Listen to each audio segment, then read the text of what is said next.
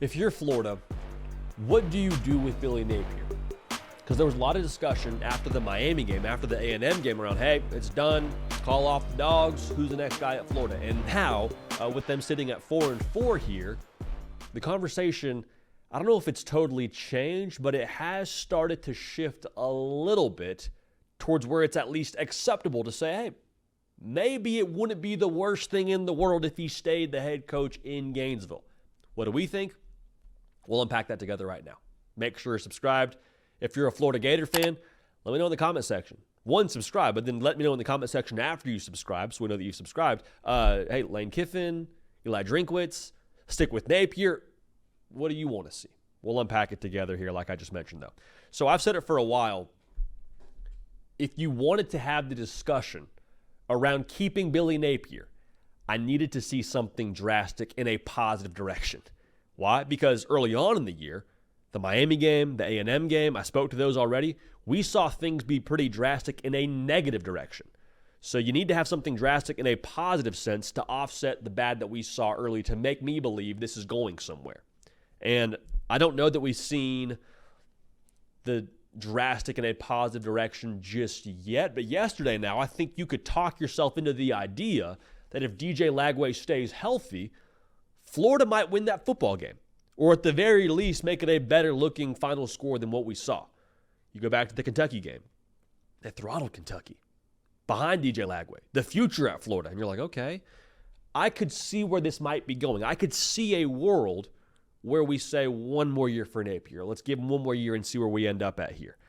So the problem and the thing that makes it tricky right now is with DJ Lagway going down yesterday. Again, right now it is 9:26 a.m. Central Time as we record this. I don't have anything definitive on the timetable for DJ Lagway, but let's just go ahead and assume that he is not available for every game the rest of the way, or maybe he's not full health or whatever. I say not available every game the rest of the way, not implying it's season ending, but saying that maybe he misses a game here, a game there, whatever. The tricky thing is, how do you assess Florida with a third-string quarterback?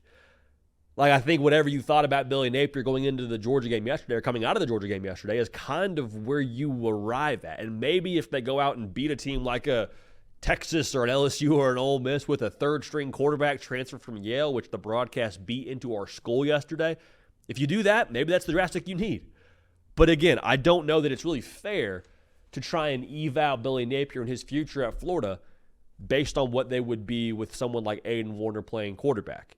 Now, if DJ Lagway gets back in there and he sees, or you see what you need to see from him, maybe that's the new ingredients you need to see in this conversation. But I would say this too: Billy Napier has not lost the locker room by any stretch of the imagination.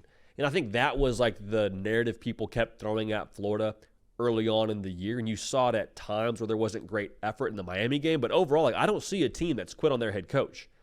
And now, to be fair, you can have the locker room and still be the wrong guy for the job. But I do think that's maybe a little bit intriguing that there's still a lot of buy-in from this team into Billy Napier. So how do you go forward here? I think you try and have a conversation around the risk and reward here. Because the risk is that you blow up your roster, like the portal does what the portal does. Do you believe strongly enough that there is somebody out there better than Billy Napier for this job at the expense of potentially hitting reset on the roster, potentially, again, losing a guy like DJ Lagway? Because that's all very much so on the table. That's the risk you run if you fire Billy Napier. I think it's also worth noting, how much do you think of a deficit this roster was at when Billy Napier got there? Because if you were at a massive deficit and now in year 3 you're fighting to be bowl eligible in the SEC with the Hunger Games schedule, you can have a different conversation around where this thing is headed and have a different conversation also about the progress that you think you've made since he inherited the job. That's also worth noting. So this whole thing is a dice roll. Whole thing is a dice roll. If you want to fire him, again, you roll the dice on resetting the roster. If you want to keep him, you roll the dice on having another year where you potentially underachieve. And if you underachieve on the field, we all understand this now. The on-field product, in a large way, is correlated to your success on the recruiting trail. And recruiting trail success, in large part, will dictate your future success. So we all understand now they are going to be at a crossroads here, I think, sooner rather than later. One more thing I'll say here, though. If it's about being successful in a drastic sense or having something that would give you encouragement for the future of Florida football. We mentioned the games they have left. At Texas next week, LSU at the home, in the Swamp, Ole Miss at the Swamp, and then at Florida State.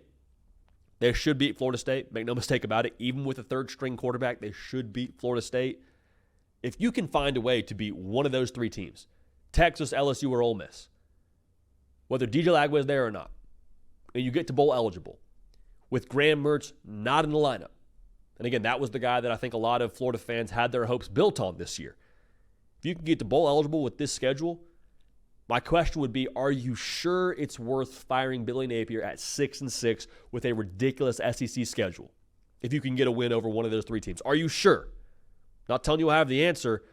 I said before the year I would have kept him. I said after A&M, I think it's maybe things run its course, but I'm curious to see what you Florida fans think. If it's me, just to have a definitive opinion on this, at some point in time, I think we need to understand that trends mean a lot here. And from what I've seen from Florida to this point, the trend is telling me that maybe this thing could eventually trend in a positive direction. Like it definitely is overall now. I think if they make a bowl game, you could argue, hey, there's ground being taken where we're having something that resembles success on the field. Could totally sell me on that. However, Florida, even with this schedule, they don't settle for winning 6 games, winning 7 games. It's not what they do at Florida. You talk about conference titles, you talk about national titles, like that's the standard there. And I'm not telling you that, it's supposed to be a conference title year this year, but with the lack of, I think, massive strides we've seen taken out Florida since Billy Napier's got there, that to me feels a little bit like we have our answer. If you want to play the long game, be my guest. I don't think the folks at Florida are interested in waiting another 3 years to get to competing for SEC titles. Food for thought. Make sure to subscribe. Want to hear from y'all. We appreciate y'all. We love y'all. Going to keep this party rolling, and we will see y'all next time.